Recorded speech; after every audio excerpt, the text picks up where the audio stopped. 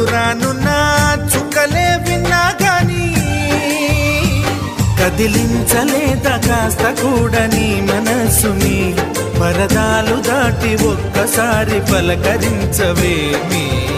అందరినీ ఇలా వెంటపడి అడగాల సరదాగా నువ్వే ఎదురైతే సరిపోదా నిద్రపోతున్న రాత్రి నడిగా గుడికి చేరిన గువ్వల నడిగా